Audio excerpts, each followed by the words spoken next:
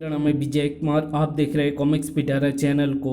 तो चलिए दोस्तों, मनोज कॉमिक्स में टोटान की इस शानदार कॉमिक्स को शुरू करते हैं, जिसका नाम है मैं हूँ टोटान। तो आप देख सकते हैं इसका कवर पृष्ठ जो कि कुछ इस तरह का है।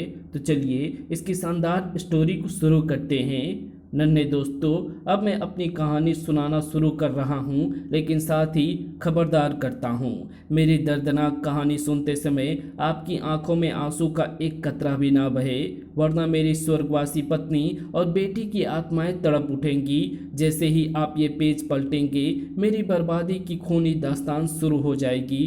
तो फिर पलटिए ये पेज। मैं हूँ टोटान। 14 अगस्त 1948। सारा देश स्वतंत्रता दिवस मनाने की तैयारी में डूबा हुआ था। उसी रात विक्रम, कल अर्जुन को स्कूल में बेस्ट स्टूडेंट का प्राइज मिलने वाला है। मैं चाहती हूँ उसे शाबाशी देने वालों में हम भी शामिल रहें। देखना मालती, एक दिन हमारा अर्जुन बहुत महान आदमी बनेगा। विक्रम भारतीय गुप्तचर संस्था रा का सदस्य था। हाँ, लेकिन तुम उस पर कितना ध्यान दे पाते हो? मेरा काम ही ऐसा है। अब देखो ना, ये रिपोर्ट हर हालत में आज ही कंप्लीट करनी है। उफ, आखिर इस रिपोर्ट में ऐसा क्या है जिसे तैयार करने के चक्कर में लगातार 3 दिन से जुटे हुए हो तुम? ये रिपोर्ट हमारे देश में फैले एक ऐसे भयंकर और शक्तिशाली गैंग के खिलाफ सबूत है जो शत्रु देश के इशारे पर हमारे मुल्क में बदअमनी और अराजकता का माहौल फैला रहे हैं। हमारे विभाग के आदमियों ने अपनी जान पर खेलकर ऐसे पुख्ता सबूत एकत्र किए हैं जो उस शत्रु देश को बेनकाब कर देंगे। ओके विक्रम, तुम अपना काम करो। Good night. Good night. Delhi से बहुत दूर स्थित ये पहाड़ी, जिसे लोग डायमंड हिल कहते हैं, के गर्भ में बना है देश का लहू चूसने वाले खतरनाक बिडाल गिरोह का हेडक्वार्टर। बिल्ला, वो रिपोर्ट किसी भी हालत में गृह मंत्रालय तक नहीं पहुंचनी चाहिए, चाहे इसके लिए खून की नदियां ही क्यों ना बहानी पड़े। सर निश्चिंत रहें, कल वो रिपोर्ट आपकी टेबल पर होगी। बट सर, इस काम के लिए हमें कितना सोना मिलेगा? जितना तुम चाहो। ओह थैंक यू सर, समझ लीजिए आपका काम हो गया। ट्रांसमीटर ऑफ करने के बाद 1 घंटे के अंदर अंदर तुम्हें वो रिपोर्ट उड़ा कर लानी है। Okay boss. जल्लाद नाम है मेरा। मरने वाले से उसकी अंतिम इच्छाएं भी नहीं पूछता मैं। उस रात दिल्ली में स्वतंत्रता दिवस का माहौल होने के कारण कदम कदम पर पुलिस बल तैनात थे। पुलिस की नज़रों से बचने का यही एक उपाय है कि मैं विक्रम तक अदृश्य होकर पहुंचूं। विनाशक का अद्भुत चमत्कार था कि अदृश्य हो चुका था वो हवा में। अब मुझे कोई नहीं देख पाएगा। अदृश्य रूप में ही जा पहुंचा वो विक्रम सिन्हा के घर। वो फाइल कहाँ मिलेगी? तभी अंधेरे में नजर आई एक अलमारी। इस अलमारी में होनी चाहिए वो फाइल, लेकिन पहले उन तीनों को बेहोश करना पड़ेगा, और वे बेहोश होंगे इस विनाशक की मदद से। खट सू। विनाशक से निकली उस हरी गैस ने तीनों को बेहोशी की दुनिया में सुला दिया। अब तोड़ता हूँ इस अलमारी को। विनाशक से निकली किरणों ने अलमारी के द्वार के परखच्चे उड़ा दिए। बड़ाम। विनाशक जल्लाद के सीने पर बंधी बेल्ट का नाम है। आवश्यक फाइल को कब्जे में कर वापस चल पड़ा जल्लाद। बॉस ये लीजिए। जल्लाद अपने काम में कभी असफल नहीं होता। शाबाश जल्लाद। खुशी से चमक उठी बिल्ला की आंखें। जल्लाद के हाथ से फाइल लेकर उस पर एक निगाह डाली बिल्ला ने तो चौंक उठा। ओह नो, क्या हुआ बॉस? एटम बम की तरह फटा था बिल्ला के गुस्से का ज्वालामुखी। ये फाइल तो नकली है, इसकी तो कोई चमन्नी भी नहीं देगा हमें। क्या? गिड़गिड़ा उठा वो बेरहम जो अपने आप को जल्लाद कहता था। बॉस, जल्लाद पहली बार नाकामयाब हुआ है, मुझे एक मौका और दिया जाए। सर्द आवाज गूंजी बिडाल ग्रुप के चीफ की। ठीक है, या तो असली फाइल लेकर लौटना, या फिर अपने किए कफन का इंतजाम या फिर अपने लिए कफन का इंतजाम करके आना। जल्लाद एक बार फिर चल पड़ा। खून खोल रहा था इस वक्त उसका। विक्रम सक्सेना, तेरी चालाकी के कारण ही आज जल्लाद का अपमान हुआ है। मैं तुझे जिंदा नहीं छोड़ूंगा।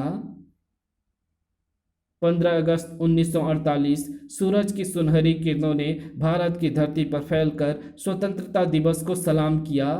अलमारी का परखच्चे उड़ा दरवाजा चीख चीख कर कह रहा है, मालती की रात कोई हमारे घर में फाइल चुराने के उद्देश्य से आया था और हम बेहोशी की नींद सोते रहें। अब क्या होगा विक्रम?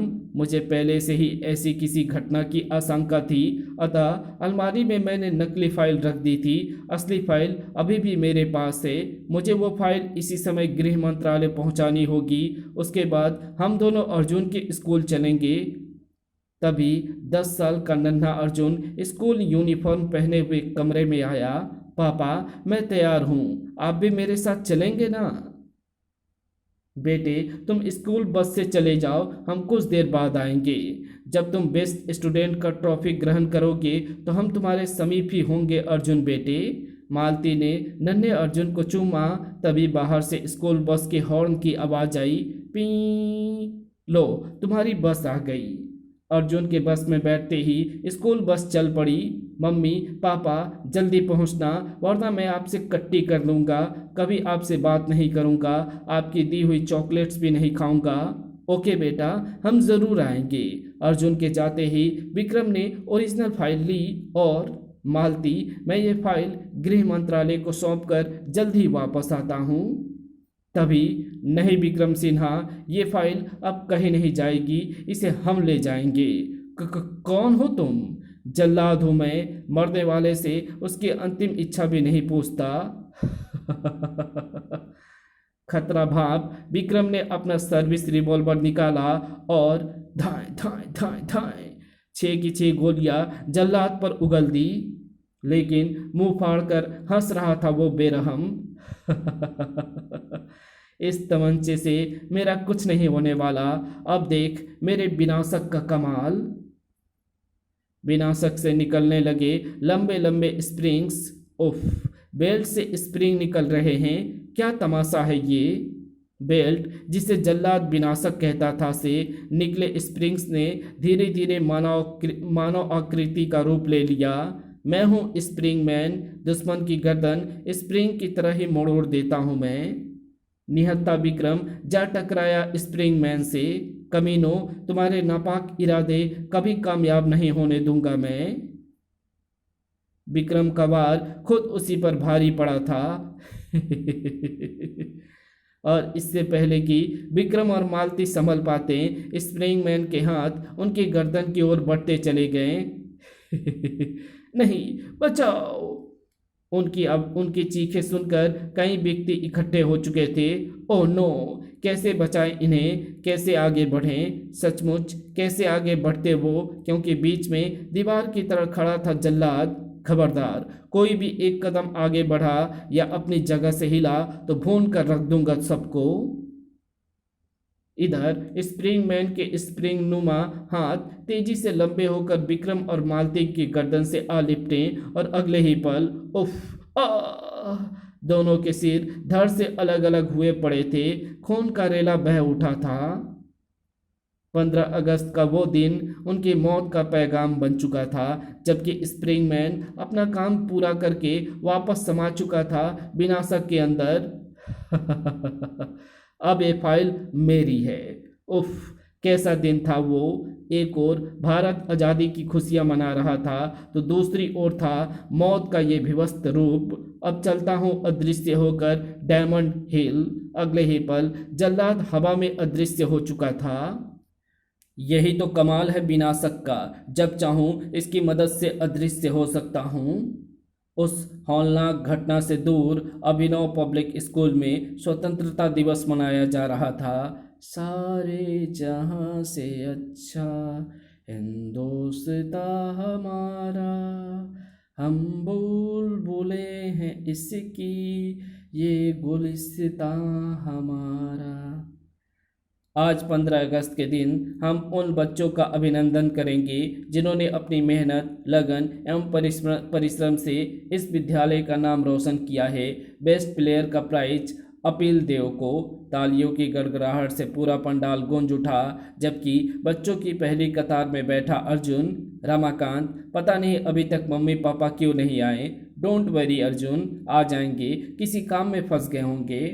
अगले क्षण माइक पर पुनः घोषणा हुई, अब हम नए नए वैज्ञानिक मॉडल बनाकर स्कूल का नाम रोशन करने वाले रमाकांत को टॉफी ग्रहण करने के लिए मंच पर बुलाते हैं। जब रमाकांत टॉफी ग्रहण कर रहा था तो अर्जुन तड़प रहा था अपने माँ बाप के लिए।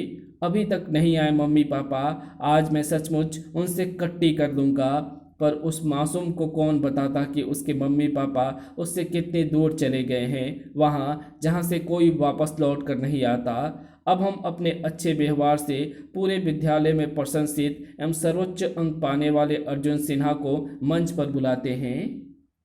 तालियों की गड़गड़ाहट के बीच अर्जुन ने बेस्ट स्टूडेंट की ट्रॉफी को ग्रहण की। कॉन्ग्रेचुलेशंस बेटे। Thank you sir. समारोह की समाप्ति के बाद, अंकल, मुझे मेरे मम्मी पापा की बड़ी चिंता हो रही है। चिंता मत करो मेरे बेटे, हम तुम्हें घर पहुंचा देते हैं। अर्जुन को उसके घर ले चले रमाकांत के पिता। उफ, पर क्या अर्जुन देख पाएगा अपने माँ बाप के रक्त रंजित शवों को? घर से थोड़ी ही दूर, अरे ये भीड़ कैसी, और ये पुलिस, माजरा क्या है? Mummy papa. वो मासूम दौड़ता चला गया अपने घर की ओर। पापा, रुक जा अर्जुन, रुक जा। नन्हा अर्जुन लिपट पड़ा कमिश्नर साहब की टांगों से। बताइए ना पुलिस अंकल, कहाँ है मेरे पापा, कहाँ है मेरी मम्मी, बोलिए ना। मासूम अर्जुन के रुंदन पर भर आया कमिश्नर का दिल। गले से रुंधा हुआ स्वर निकला, बेटे, वो रहे तुम्हारे मम्मी पापा, कफन में लिपटे पड़े थे विक्रम और मालती। उन पर गिर ही तो पड़ा वो नन्हा मासूम। मुझे इस तरह अकेला छोड़कर मत जाओ पापा, एक बार आंखें खोल दो प्लीज। देखो मम्मी, तुम्हारा अर्जुन बेस्ट स्टूडेंट की ट्रॉफी लेकर आया है, देखो ना मम्मी। मैं जानता हूँ तुम मुझसे नाराज हो गए हो। मैं प्रॉमिस करता हूँ अब कभी तुमसे कट्टी नहीं करूँगा, तुम्हारी दी हुई सारी चॉकलेट्स भी खा लूँगा। आवश्यक कार्यवाही के बाद जब विक्रम में मालती की चिताओं को अग्नि के हवाले किया गया तो एक चिता नन्हे अर्जुन के सीने में भी सुलग रही थी। मम्मी पापा, मैंने लोगों के मुंह से सुना है कि आपकी हत्या किसी जल्लाद नामक व्यक्ति ने की है। आपकी जलती हुई चिता की सौगंध, जब तक आपके खून की एक एक बूंद का हिसाब नहीं ले लूँगा चैन से नहीं बैठूंगा मैं। अनाथ अर्जुन का अब एक ही सहारा था, रमाकांत और उसके पिता। पहले मेरा एक ही बेटा था, अब दो हो गए, एक बनेगा वैज्ञानिक और दूसरा फौजी। डायमंड हिल में स्थित विडाल ग्रुप का हेडक्वार्टर। सर, आपका काम हो चुका, वो फाइल अब तक आपके देश में पहुंच चुकी है। यस, हमें वो फाइल मिल चुकी है, उसकी कीमत यानी 25 किलो सोना तुम्हें भेजा जा चुका है। Thank you sir. बिल्ला, तुम अंडरवर्ल्ड के शक्तिशाली माफिया हो, हमें आशा है तुम हमेशा हमारे लिए काम करते रहोगे। आप हम पर विश्वास रखें सर। ओके। विडाल ग्रुप उस जोंक की भांति था जो इस देश का लहू चूस रहा था। काश कोई खुदा का फरिश्ता बनकर आए और उसे खाक में मिला दे। लेकिन कौन है वो, कौन? हमारा कोई दुश्मन नहीं है। पूछो क्यों? क्योंकि हम दुश्मनों को जिंदा ही नहीं छोड़ते। लेकिन ठहाके लगाने वाले ये बदमाश भला क्या जानते थे कि उनका एक ऐसा दुश्मन बन चुका था जो बिजली की तरह उन पर टूट पड़ने वाला था। रमाकांत के घर। अर्जुन बेटे, कल से तुम हेल्थ क्लब जाओगे। पापा, ये तो वैसे ही दिन भर घर पर एक्सरसाइज करता रहता है, फौजी बनने का भूत जो सवार है इस पर। अगले दिन से अर्जुन हेल्थ क्लब जाने लगा। वहाँ लोग उसका शारीरिक सौंठव देखकर दांतों तले उंगली दबा लेते थे। वाह, क्या मसल्स है, शरीर की एक एक नस। देख लेना, एक रोज ये लड़का मिस्टर यूनिवर्स बनेगा। लेकिन मिस्टर यूनिवर्स बनना नन्हे अर्जुन का मकसद नहीं था। उसे तो ऐसा लोहा बनकर अपना बदला लेना था जिसका कोई मुकाबला ना कर सके, और इसके लिए उसने ज्वाइन किया अंतर्राष्ट्रीय ख्याति प्राप्त फू वंग स्कूल ऑफ मार्शल आर्ट, जहां उसे प्रशिक्षण मिला कराटे, जूडो, कुंग फू, ताइक्वांडो और नानचाकू जैसी आत्मरक्षा करने वाली विद्याएं, और समुराई जैसे खतरनाक हथियारों का प्रशिक्षण। स्कूल का मास्टर फू वांग भी चकित था नन्हे अर्जुन की मेहनत देखकर। उफ, कमाल का लड़का है, ऐसा लगता है मानो इसके पूरे शरीर में बिजली भरी हो। हेल्थ क्लब से लौटते ही स्कूल की ओर दौड़ पड़ता अर्जुन। अर्जुन अगर फौजी बनना चाहता था तो रमाकांत का सपना था वैज्ञानिक बनने का। एक दिन ऐसी मशीन का निर्माण करूंगा जो तहलका मचा कर रख देगी विज्ञान जगत में। समय की गाड़ी में सवार जा पहुंचे दोनों अपनी उम्र के 20वें पड़ाव पर। कल का नन्हा अर्जुन आज मजबूत कदकाठी का युवक था। आशीर्वाद दीजिए अंकल, मैं ट्रेनिंग में कामयाब रहूं। मेरा आशीर्वाद हमेशा तुम्हारे साथ है बेटा। 4 माह की ये ट्रेनिंग अर्जुन की अग्नि परीक्षा थी। या ये काम आया अर्जुन का हेल्थ क्लब में लिया गया प्रशिक्षण। ये बाधाएं अब मुझे नहीं रोक सकती। यहाँ काम आई अर्जुन की 10 साल की वो एक्सरसाइज जो उसने घर पर की थी। तीरंदाजी में एक अर्जुन अगर महाभारत में था तो दूसरा अर्जुन आज निशानेबाजी में था। धाएं धाएं धाएं। वेल डन माय बॉय, जबरदस्त निशानेबाज हो तुम। और फिर शुरू हुआ ट्रेनिंग का सबसे कठिन दौर। तुम सब 1 किलोमीटर का दलदली इलाका नंगे पैर दौड़कर पार करोगे। अगर कोई बीच में रुका तो ट्रेनिंग से बाहर कर दिया जाएगा। 1 किलोमीटर का दलदली इलाका पार करना दिल वालों का ही काम था, और इस काम को अंजाम दिया सबसे पहले अर्जुन ने। शाबाश अर्जुन, तुम इस परीक्षा में भी खरे उतरे।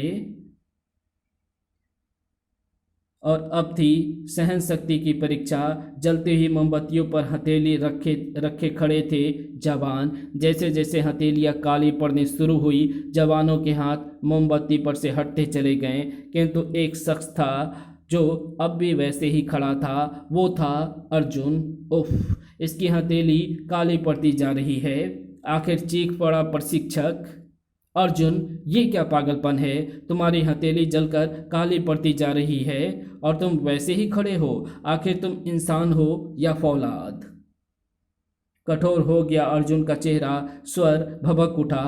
सर, मुझे फौलाद ही तो बनना है ताकि दुश्मनों के सिर कुचल सकूं। ये थी सहन शक्ति की परीक्षा जिसमें अर्जुन कामयाब रहा था। 4 माह की कठिन ट्रेनिंग के बाद वो फौज में शामिल हुआ। अंकल, मैं फौजी बन गया। फौजी? याहू! अरे, मुझे नीचे तो उतार बेटा। तभी रमाकांत ने भी कमरे में प्रवेश किया। पिताजी, मेरी योग्यता को देखते हुए सेना ने मुझे RWRC में रिसर्च के लिए नियुक्त कर दिया है। अब मैं अतिशीघ्र वो मशीन बना सकूंगा जिसका सपना मैं बचपन से देखा करता था। आज मैं बहुत खुश हूँ। मेरे वर्षों का सपना पूरा हुआ। मेरा एक बेटा फौजी, दूसरा वैज्ञानिक बन गया। अचानक भावुक हो उठा अर्जुन। अंकल, आज पापा जिंदा होते तो कितना खुश होते अपने इस अर्जुन को देखकर। बेटे, विक्रम जैसे लोग मरा नहीं करते बल्कि सदा दिलों में जिंदा रहते हैं। 10 साल बाद भी एक नाम था जो बार बार अर्जुन के जेहन में उभर कर आता था, और वो था जल्लाद। सन 1969 में अर्जुन को उसके शौर्य एवं पराक्रम को देखते हुए सेना में कैप्टन बना दिया गया। अर्जुन सिन्हा सन ऑफ विक्रम सिन्हा को उसके शौर्य एवं पराक्रम के लिए कैप्टन पद प्रदान किया जाता है। Thank you sir. इसी वर्ष अर्जुन की शादी हुई। बहुत खुश था पगला अपनी इस खुशनुमा जिंदगी से।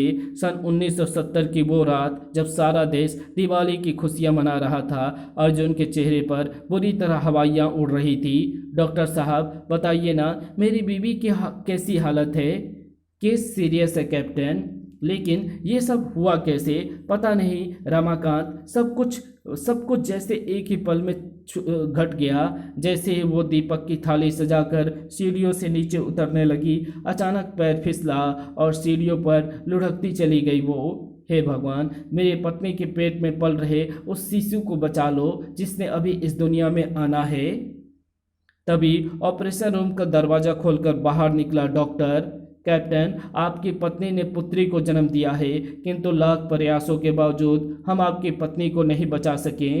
नहीं, हलक फाड़कर चीखा था अर्जुन। फिर आंधी तूफान की भांति घुसा ऑपरेशन रूम में। तुम मुझे इस तरह छोड़कर नहीं जा सकती। 1 साल में ही नाता तोड़ लिया मुझसे। तुम्हारे बिना कैसे जी पाऊंगा मैं? बोलो, कैसे जीऊंगा मैं? नन्ही से बच्ची को गोद में उठाकर नजदीक आया रामाकांत। अर्जुन, जाने वाले कभी लौट कर नहीं आते। तेरी बीवी अब अतीत का पन्ना बन चुकी है। तेरी बेटी ही तेरा वर्तमान है। ले संभाल इसे। अपनी पत्नी को चिता के हवाले करके अर्जुन ने अपनी परी सी बेटी को एकटक देखा। दिवाली की रात को पैदा हुई है ये। हम इसका नाम दीपाली रखेंगे। बहुत प्यारा नाम है, क्यों दीपाली जी? 2 साल गुजर गए। अर्जुन की जिंदगी दीपाली के कारण फिर से जगमगाने लगी थी, लेकिन अर्जुन को शायद बहुत सी बर्बादियां देखनी थी। अभी सन 1972 की एक शाम, अर्जुन, मैंने वो मशीन तैयार कर ली है जिस पर मैं 3 साल से रात दिन मेहनत कर रहा था। आखिर वो मशीन है क्या भला? उस मशीन की मदद से मैं एक ऐसे शख्स का निर्माण करूंगा जो बेहद शक्तिशाली होगा, जिसमें बहुत सारी खूबियां होगी और जो दुश्मनों के लिए काल होगा। वाह रमाकांत, तब तो साइंस की दुनिया में तहलका मच जाएगा। वो जो इस कमरे में बैठा है वो अर्जुन की बर्बादी का जिम्मेदार है। वो जिसके काले कारनामे जानकर देश का बच्चा बच्चा उसके नाम पर थूकेगा, वो है। ठीक है श्रीमान, मैं फ्रंट पर ऐसे हालात पैदा करूंगा कि आपका आतंकवादी दल आसानी से कश्मीर में प्रवेश कर सके। जनरल जीरो, हम भी तुम्हें इतना पैसा देंगे जितना तुम जिंदगी भर नहीं कमा सकोगे। बस हमारा काम इसी तरह करते रहो, ओके? उफ, जनरल की वर्दी में शैतान छुपा है। मैं तुझे बेनकाब करके रहूंगा हरामजादे। अचानक जनरल जीरो के कक्ष का दरवाजा टूटकर एक ओर जा गिरा। कैप्टन अर्जुन, तुम यहाँ? धड़ाक। हाँ कमीने, तेरी एक बकवास सुन ली है मैंने। जनरल जैसे पद पर बैठकर तूने शत्रु देश के लिए काम किया। लानत है तुझ पर। भारत माँ की सौगंध, तुझे फांसी पर ना चढ़वाया तो मेरा नाम अर्जुन नहीं। खबरदार रहना। जनरल जीरो को खबरदार करके चला गया अर्जुन, जबकि जनरल जीरो के मुंह पर सियार जैसे मुस्कुराहट तैर आई। फांसी तो अब तुझे होगी बेटा अर्जुन। कहने को जनरल जीरो हूँ मैं, पर काम पूरे 100 नंबर का करता हूँ। उसी रात ट्रेन ट्रेन अर्जुन ने फ़ोन उठाया। Hello, captain Arjun speaking. Sir, मैं सुदेश मेहरा बोल रहा हूँ। मेरी जान खतरे में है। आप फौरन पुराने आर्मी हेडक्वार्टर पहुँचे। डोंट वरी मेहरा, मैं फौरन पहुँच रहा हूँ। रिसीवर को क्रेडिल पर पटक कर भागा अर्जुन। आर्मी का हेडक्वार्टर अब सेना के उपयोग में नहीं आता था, अतः उजाड़ पड़ा था। पता नहीं सुदेश मेहरा कहाँ मिलेगा। हेडक्वार्टर में एक कमरे के पास ठिठक गया अर्जुन। इसी कमरे से आ रही है सुदेश मेहरा के कराहने की आवाज़। सुदेश, तुम्हारे ये हालत किसने की है? बोलो। जनरल। पूरा नाम भी ना ले पाया वो की गर्दन एक और लुढ़क गई। ओह, ये तो मर गया। ठीक इसी पल अर्जुन के पीछे एक साया प्रकट हुआ। आहट सुनकर पलटा अर्जुन। कौन? कुछ समझ पाता उससे पहले अर्जुन के सिर पर लाठी का तीव्र प्रहार हुआ। ठक। बेहोशी के सागर में डूबता चला गया वो। जनरल साहब, काम हो गया। गुड, तुम्हारा मेहनताना तुम्हें पहुंचा दिया जाएगा। अपने कक्ष में बैठा जनरल जीरो ठहाका लगा उठा। जनरल जीरो हमेशा पूरे 100 नंबर का काम करता है। जब अर्जुन की बेहोशी टूटी तो उसने अपने आप को सैनिक जेल में पाया। मुझ पर किसने वार किया था? सुदेश कहाँ है? मैं कहाँ हूँ? तुम इस समय सैनिक जेल की कैद में हो। विस्फोट सा हुआ अर्जुन के मस्तिष्क में। क्यों? किस जुर्म में कैद किया गया है मुझे? तुमने सुदेश मेहरा का खून किया है। हलक फाड़ कर चीख उठा अर्जुन। नहीं, मैंने खून नहीं किया। मैं खूनी नहीं हूँ। ये सब तुम सैनिक अदालत में कहना। जल्दी सैनिक अदालत में पेश किया गया अर्जुन को। जज साहब, मैंने खून नहीं किया। मेरे खिलाफ एक सबूत भी हो तो बताएं। सबूत ये रहा महोदय। इस रिवॉल्वर पर अर्जुन की उंगलियों के निशान है जिससे इसने सुधीश का खून किया है, और ये वो डंडा है जिसे मरते हुए सुधीश ने अर्जुन के सिर पर मारकर उसे बेहोश किया था। ये सबूत नकली है। ये रिवॉल्वर, ये डंडा, इनसे मेरा दूर दूर तक कोई वास्ता नहीं है जज साहब। कमीने, मैं तेरा खून पी जाऊंगा। रोको इसे, क्विक। इस पावन देश की भूमि पर नासूर है तू, मैं तुझे मिटा कर रख दूंगा। आखिरकार तमाम गवाहों के बयानात एवं सबूतों को मद्देनजर रखते हुए ये अदालत मुजरिम अर्जुन को सुधीश मेहरा का खून करने एवं जनरल जीरो पर कातिलाना हमला करने के लिए फांसी की सजा सुनाती है। रमाकांत के दिल में उठ रहा था एक अनोखा तूफान।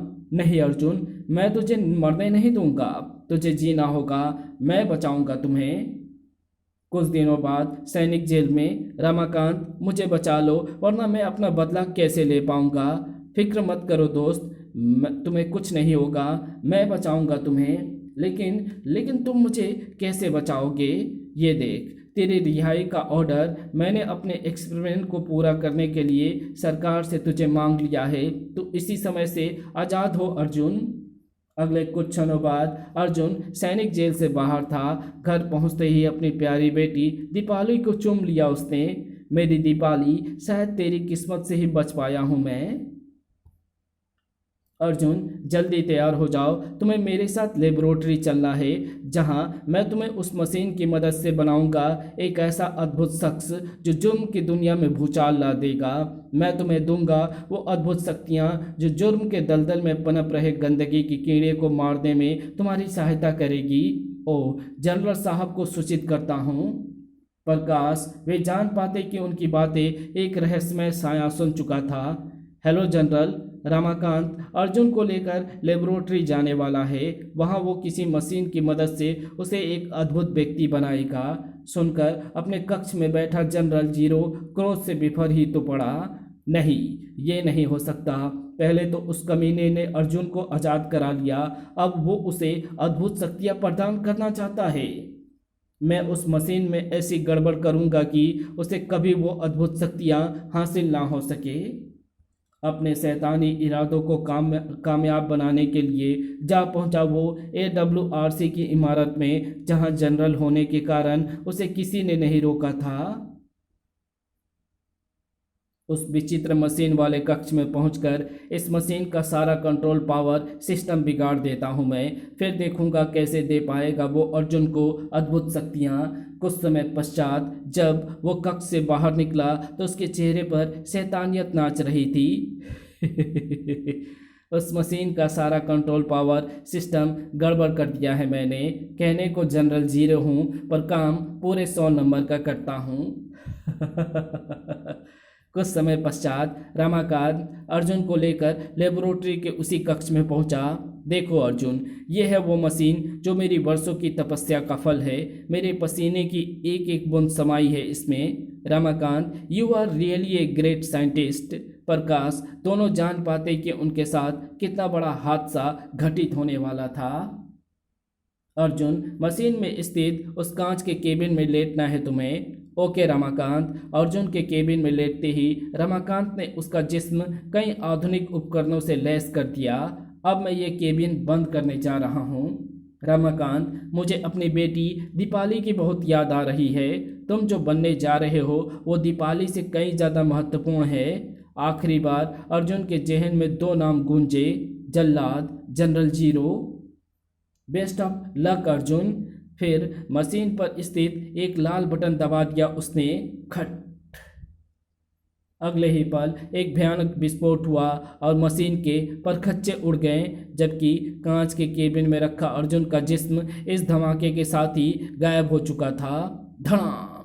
रमाकांत की वर्षों की मेहनत एक पल में ही खाक में मिल चुकी थी। नहीं, ये नहीं हो सकता। मेरा दोस्त कहाँ गया? ये सब क्या हो गया?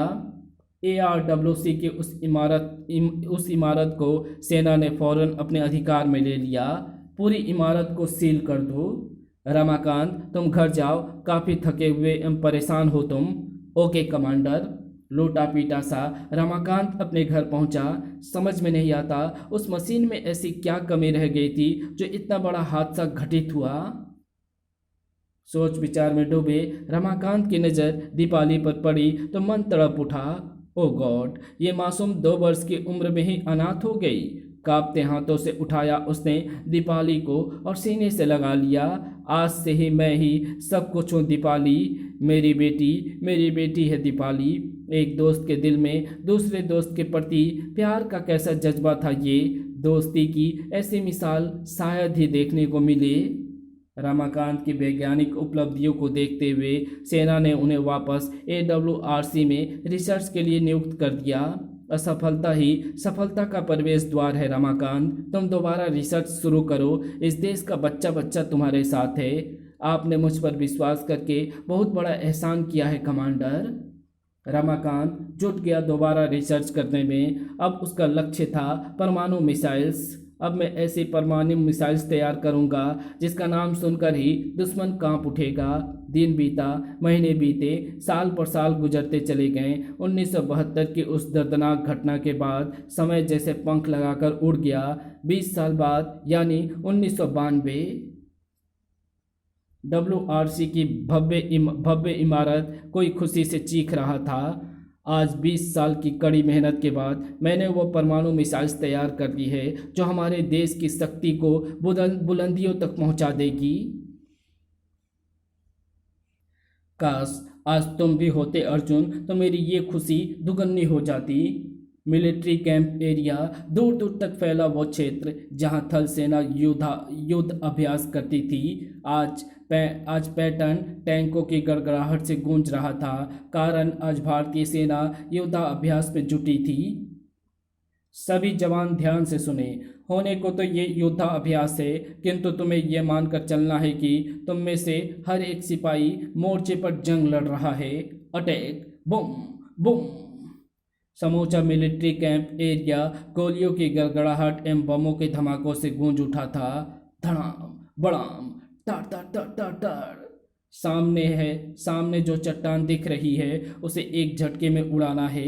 Okay, yes captain, fire.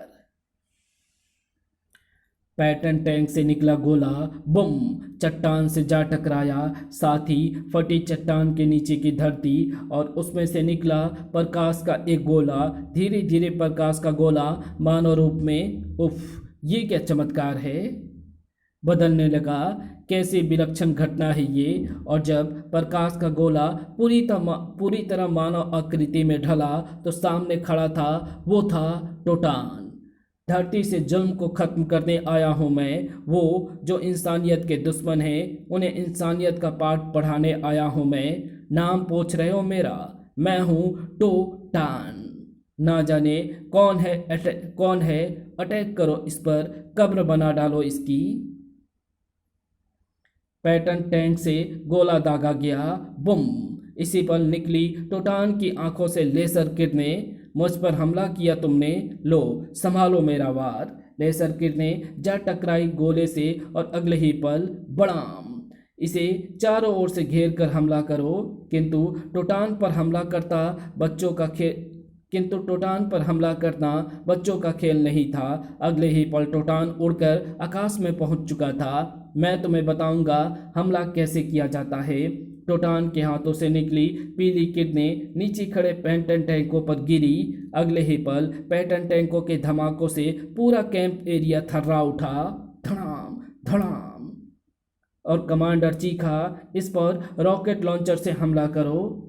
सैनिक रॉकेट लॉन्चर को हाथ लगा पाते इससे पहले ही टोटान के हाथों ने उगली अग्नि किरणें और अगले ही क्षण रॉकेट लॉन्चरों के छोटे छोटे टुकड़े हवा में उड़ रहे थे। ये सब देख परेशान हो उठा कमांडर। हेलो कमांडर स्पीकिंग, फौरन कैंप एरिया में फाइटर मिंग विमान भेजो, ओवर। Message received, over. अगले कुछ क्षणों बाद वो एरिया भारतीय फाइटर विमान की आवाज़ों से गूंज रहा था। टोटान की तरफ कई सारी मिसाइलें एक साथ छोड़ी गई। टोटान के हाथों से निकली हरी किरणों का जाल। ये मिसाइलें मेरा कुछ नहीं बिगाड़ सकती। जाल में उलझ कर रह गईं वे सारी मिसाइल। फिर टोटान ने वे मिसाइल से जाल समेत उछाल दी फाइटर विमानों की ओर। धड़ाम! फाइटर विमानों के विस्फोट से समूचा आकाश थर्रा उठा। धड़ाम धड़ाम! उफ! अब तो रमाकांत ही इस समस्या से छुटकारा दिला सकता है। अगले ही पल कमांडर ट्रांसमीटर पर लगभग लगभग चीख सा पड़ा। रमाकांत, फौरन फौरन फौरन कैंप एरिया पहुंचो। तुम ही इस मुसीबत से पार पा सकते हो। मैं आ रहा हूं कमांडर। अगले कुछ मिनटों में रमाकांत AWRC से कैंप एरिया में था। ऐसी शक्तियां तो 20 साल पहले मैंने इजाद की थी। कहीं कहीं ये मेरा खोया हुआ प्यारा दोस्त अर्जुन तो नहीं? टोटान नाम है इसका। एकाएक टोटान कमांडर की तरफ लपका। शायद उसका इरादा कमांडर को मार डालने का था। बचाओ रमाकांत! लेकिन भारतीय सेना के कमांडर को मार डालना इतना आसान नहीं था। टोटान और कमांडर के बीच दीवार बनकर खड़ा था रमाकांत। रुको टोटान, मेरे रहते तू कमांडर को छू भी नहीं सकता। रमाकांत की ऊँटी से निकली सुनहरी किरणें टोटान के शरीर पर पड़ी। उफ! ये मेरा सिर क्यों चकरा रहा है? आंखों के आगे अंधेरा सा क्यों छा रहा है? मैं बेहोश। और अगले ही पल लहराकर गिर पड़ा टोटान। कुछ सैनिक टोटान को घेरे में लेने के लिए आगे बढ़े थे, किंतु ठहरो, कोई इसे हाथ न लगाए। मैं इसे अपनी प्रयोगशाला में ले जाऊंगा। वहां मैं इसके अतीत के बारे में जानने की कोशिश करूंगा। टोटान को 2 सैनिकों की मदद से अपनी प्रयोगशाला की तरफ ले चला रमाकांत। दिमाग में एक बवंडर सा उठा हुआ था। अगर टोटान ही अर्जुन है तो वो पिछले 20 साल तक कहाँ रहा और उसके सिर पर यह हेलमेट कहाँ से आया? प्रयोगशाला में ये पास्ट इंडिकेटर मशीन बताएगी कि टोटान कौन है और मेरे द्वारा इजाद की गई शक्तियाँ इसके पास कैसे पहुंची। बटन दबते ही स्क्रीन पर जो पंक्तियां उभरी उन्हें पढ़कर उछल ही तो पड़ा रमाकांत। ओ गॉड! प्यारे बच्चों, स्क्रीन पर क्या लिखा हुआ था ये आप स्वयं पढ़ लीजिए। टोटान का अतीत विवरण। असली नाम अर्जुन सिन्हा, पिता का नाम विक्रम सिन्हा। ये शख्स 1978 से 1972 तक फौज में रहा। उसके बाद एक दुर्घटना में ये सशरीर गायब हो गया। उसके बाद 20 साल तक सॉरी, हमारे पोस्ट इंडिकेटर इसका पिछले 20 साल का अतीत कैच नहीं कर पा रहे हैं, अतः हम इसके पिछले 20 साल का विवरण बताने में असमर्थ हैं। इसके लिए हमें खेद है। मुरझा गया रमाकांत का चेहरा। अर्जुन मेरे दोस्त, काश ये मशीन ये भी बता पाती कि तू पिछले 20 साल तक कहाँ रहा और तू अर्जुन से टोटान कैसे बन गया। पास्ट इंडिकेटर मशीन भूतकाल सूचक यंत्र है। तभी टोटान की बेहोशी टूटी। मैं कहाँ हूँ? अर्जुन। टोटान असमंजस में था। कौन हो तुम और मुझे बार बार अर्जुन क्यों कह रहे हो? मैं टोटान हूँ, चीख पड़ा रमाकांत। तुम अर्जुन हो मेरे दोस्त, याद करने की कोशिश करो। नहीं, मुझे कुछ याद नहीं आ रहा। याद करो 15 अगस्त का वो दिन जब जल्लाद नामक व्यक्ति ने तुम्हारे माँ बाप को मार डाला था। धमाका सा हुआ टोटान के मस्तिष्क में। जल्लाद! याद करो दिवाली की रात जब तुम्हारी बीवी एक चांद सी बेटी को जन्म देने के बाद स्वर्ग सिधार गई थी। हाँ, मुझे धीरे धीरे सब याद आने लगा है। खुशी से आंखें छलक उठी थी रमाकांत की। याद करो अर्जुन, जब जनरल जीरो ने तुम्हें हत्या के इल्जाम में फंसाया था और फिर मेरे द्वारा मशीन का बटन दबाते ही तुम एक भयानक विस्फोट के साथ गायब हो गए थे। कुर्सी से उठ खड़ा हुआ टोटान, आंखों में दहक रहे थे अंगारे, सीने में सुलग रही थी प्रतिशोध की आग। General zero! रमाकांत मेरे दोस्त, मुझे बता कि जनरल जीरो जल्लाद कहाँ है, मेरी बेटी दीपाली कहाँ है और अंकल? पापा तो 10 साल पहले गुजर गए टोटान। जनरल जीरो फौज की नौकरी छोड़कर भाग गया क्योंकि उसके काले कारनामे सेना के अधिकारियों को पता चल चुके थे। अब वो कहाँ है ये कोई नहीं जानता और जल्लाद नाम का शख्स अब दुनिया में है भी या नहीं ये किसी को पता नहीं। और दीपाली को मैंने विदेश में उच्च शिक्षा प्राप्त करने भेजा हुआ है और देखो कैसा संयोग है, वो आज ही विदेश से वापस लौट रही है। दुनिया भर की खुशियां लौट आई टोटान के चेहरे पर। सच मेरी बेटी लौट रही है आज। किंतु रमाकांत, हम दोनों की उम्र एक एक होते हुए भी तुम वक्त से पहले बूढ़े हो गए, जबकि मैं 20 साल पहले जैसा ही जवान हूँ। इस रहस्य को तो मैं भी नहीं सुलझा सकता। शायद यही कुदरत का चमत्कार है। अर्जुन नाम का शख्स आज से 20 साल पहले ही अतीत के पन्नों में दफन हो चुका था। अब तुम मुझे टोटान के नाम से ही पुकारोगे रमाकांत। ठीक है टोटान, अब हमें फौरन एयरपोर्ट पहुंचना है। आओ। कुछ समय पश्चात वे एयरपोर्ट पर थे। Hello uncle. बेटी, तुम हमेशा पूछा करती थी ना मेरी डैडी कौन है। लो पहचानो इसे जो तुम्हारे सामने खड़ा है। कौन है आप? मैं तुम्हारा डैडी हूँ दीपाली। आप मेरी डैडी? ये कैसे हो सकता है? यही सच है दीपाली, यही तुम्हारे डैडी हैं जो तुझे 2 साल का छोड़कर ना जाने कहाँ चले गए थे। टोटान के गले लगकर रो पड़ी दीपाली। डैडी प्रॉमिस करो, अब मुझे छोड़कर कहीं नहीं जाओगे। मैं प्रॉमिस करता हूँ मेरी बच्ची। टोटान अब तुझसे कभी अलग नहीं होगा। हे ईश्वर, टोटान की जिंदगी में अब और कहर मत बरसाना।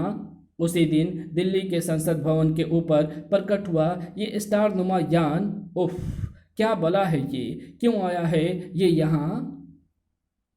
यान के तेज प्रकाश में एक शख्स बाहर प्रकट हुआ। ये था जल्लाद। इस देश की सरकार को विडाल ग्रुप की चेतावनी।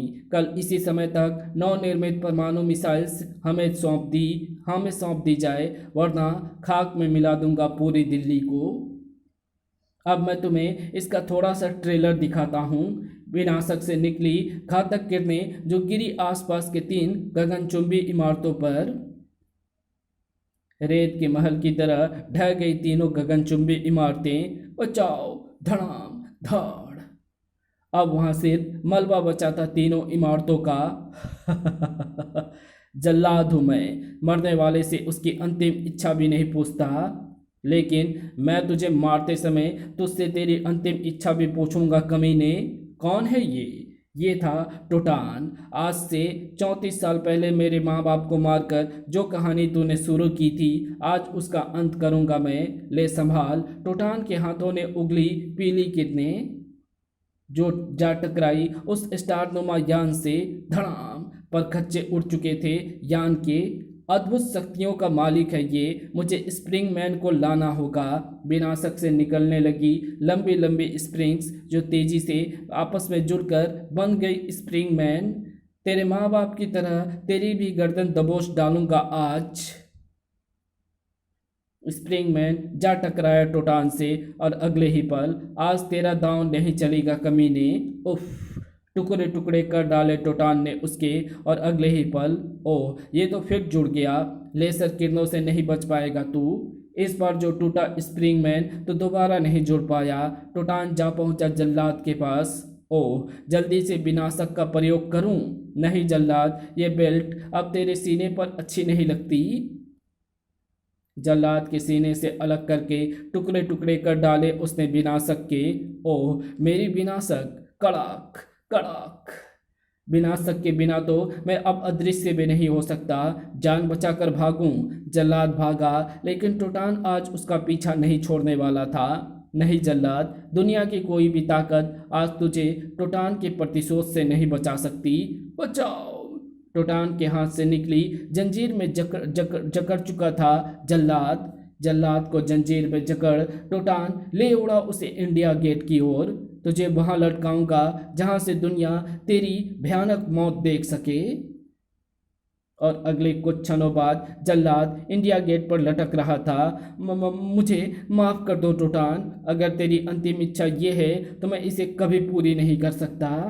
इंडिया गेट के आसपास खड़ी भीड़ की ओर मुखातिब हुआ टोटान। सुनो भारतवासियों, मैं टोटान हूँ। आज से जो भी तुम पर जुल्म ढाएगा मैं उसका नाश कर दूंगा। टोटान। भीड़ खुशी से उछल पड़ी। हमारा हीरो टोटान, देश की शान टोटान। उफ, सब गड़बड़ हो गई। चलकर बॉस को सूचित करता हूँ।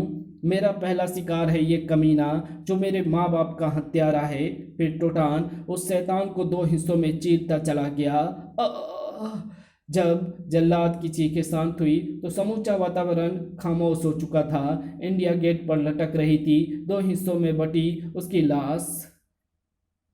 जल्लाद को उसके अंजाम तक पहुंचाकर टोटान रमाकांत के घर पहुंचा। शाबाश टोटान, तुमने जल्लाद को मारकर वर्षों से अपने सीने में सुलग रही प्रतिशोध की आग को बुझा लिया है। नहीं रमाकांत, अब ये आग मेरे सीने में तब तक जलती रहेगी जब तक मानवता के दुश्मन इस धरती पर जिंदा रहेंगे।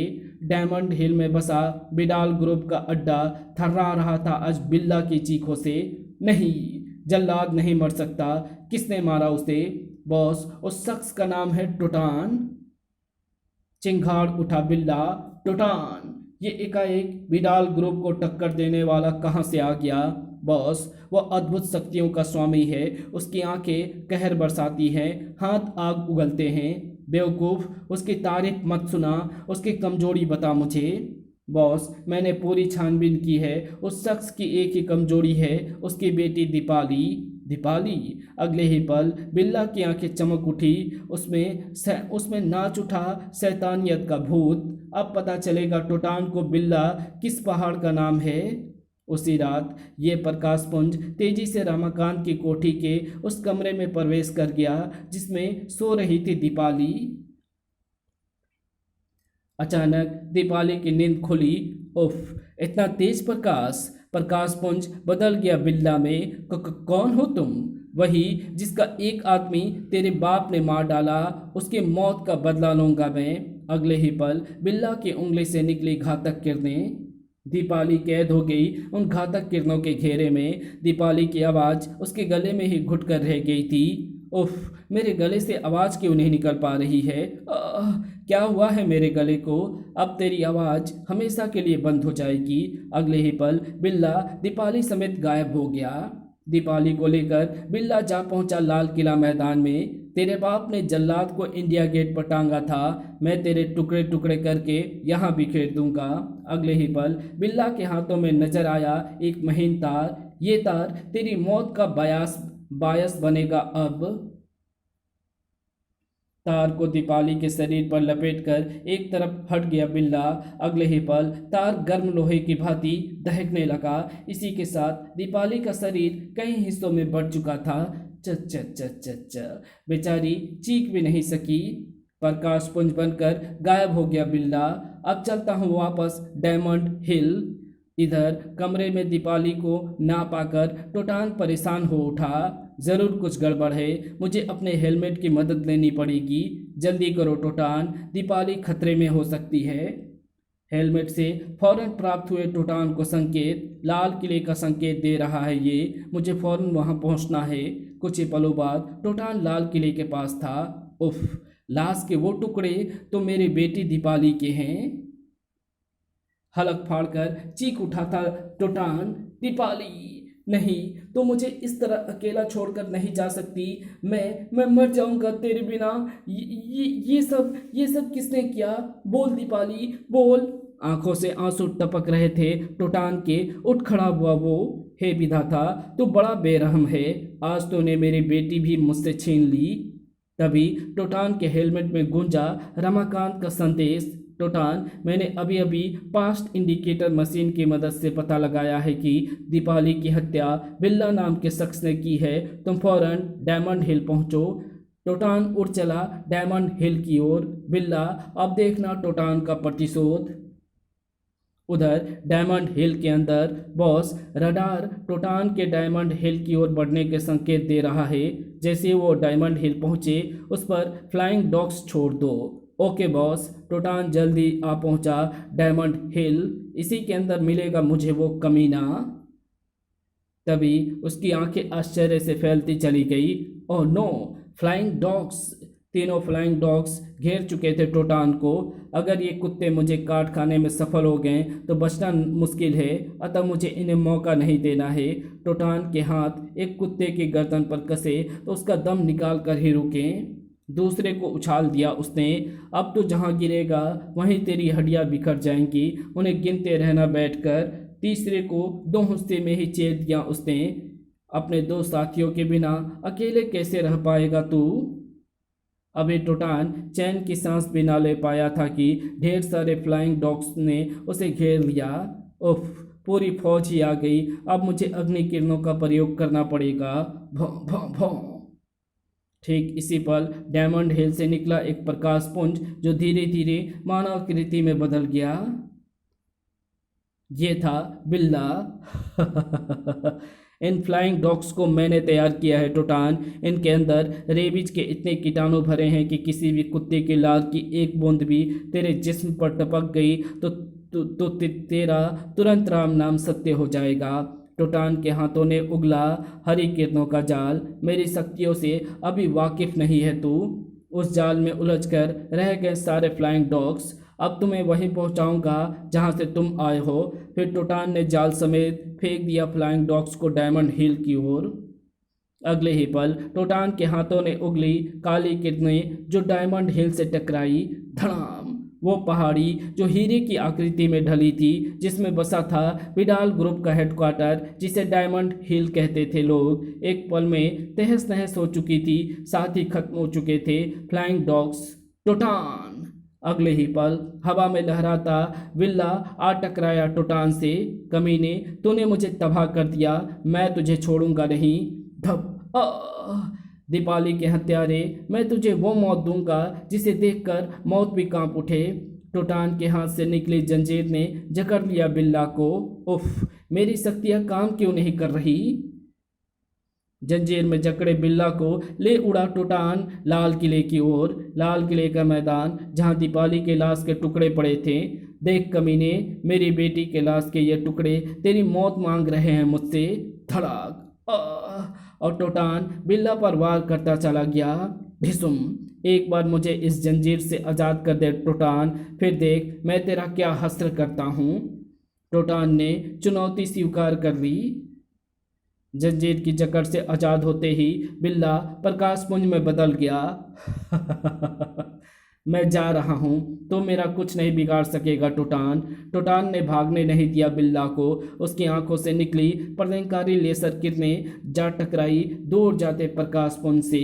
धड़ाम। अगले ही पल बिल्ला के छोटे छोटे टुकड़े लाल लाल किला मैदान में बिखरे पड़े थे। अपनी बेटी के लाश के टुकड़े एक जगह एकत्र करके एक टक देखता रहा उन्हें वो पगला। एक बार आंखें खोल दीपाली, देख तेरे हत्यारे को कितनी भयानक मौत दी है मैंने। टोटान, दीपाली अब कभी आंखें नहीं खोलेगी, वो हमसे रूठकर बहुत दूर चली गई है। दीपाली की चिता धू धू करके जल उठी। जो चिंगारी 34 साल पहले नन्हे अर्जुन के दिल में सुलगी थी, अब वो टोटान के सीने में शोला बनकर धधक रही थी। तेरी इस जलती हुई चिता की सौगंध दीपाली, अब टोटान की आंखों से कभी आंसू का एक कतरा भी नहीं बहेगा। ये आंखें अब कभी नहीं रोएंगी। कुछ देर बाद सैनिक हेडक्वार्टर में, मुझे माफ़ कर दीजिए कमांडर, मैंने अपने ही देश की सेना को नुकसान पहुंचाया, लेकिन ये सब गलतफहमी की वजह से हुआ। डोंट वरी टोटान, तुमने बिल्ला को मारकर वो काम कर दिखाया है जिससे देश का बच्चा बच्चा आज तुम्हारे गुण गा रहा है। टोटान, सरकार ने परमाणु मिसाइल्स की सुरक्षा को ध्यान में रखते हुए दिल्ली से थोड़ी दूर 2 पहाड़ियों के मध्य में हमें नई प्रयोगशाला बनाने की स्वीकृति प्रदान की है। Very good. और कुछ ही दिनों बाद इन 2 पहाड़ियों के मध्य एक भव्य प्रयोगशाला बनकर तैयार खड़ी थी। टोटान, आज से इस प्रयोगशाला की सुरक्षा का भार तुम्हारे जिम्मे है। ओके रमाकांत। इसी प्रयोगशाला के भीतर बरखा, ये थी मेरी दर्दनाक कहानी जिसे मैंने अपने सीने में दफन कर रखा था। सचमुच तुम्हारे साथ विधाता ने बड़ा अन्याय किया है, किंतु तुम 1972 से 1992 तक कहाँ रहे? कुछ याद करने की कोशिश करो टोटान। मैंने याद करने की बहुत कोशिश की बरखा, लेकिन कुछ याद नहीं आया। मैं 20 साल तक कहाँ रहा, किस लोक में रहा? ये मुकुटनुमा हेलमेट मुझे कहाँ से प्राप्त हुआ? मुझे कुछ याद नहीं। अब तो बस मुझे तलाश है जनरल जीरो की। जिस दिन वो कमीना मुझे मिल जाएगा, उस दिन मौत से भी बदतर मौत दूंगा मैं उसे। बरखा के कोमल हाथों ने स्पर्श किया टोटान को। टोटान, तुम्हारी इस तलाश में मैं भी तुम्हारे साथ हूँ। जिंदगी के हर मोड़ पर तुम बरखा को अपने साथ पाओगे। एकाएक देखता रह गया टोटान बरखा के उन जादू भरी आंखों को। उफ, बरखा की आंखों में वही आकर्षण है जो कभी मैंने श्वेता की आंखों में देखा था। दिलों की बात आंखों के रास्ते एक दूसरे के दिलों में प्रवेश कर चुकी थी। टोटान ने सब कुछ खोकर भी जैसे सब कुछ पा लिया था। प्यारे बच्चों, तो ये था टोटान सीरीज का पहला विशेषांक। इस विशेषांक के बारे में अपनी राय अवश्य भेजें ताकि इस सीरीज का आगामी विशेषांक और अधिक बेहतर बनाया जा सके। तो टोटान की ये ओरिजिन आपको कैसी लगी,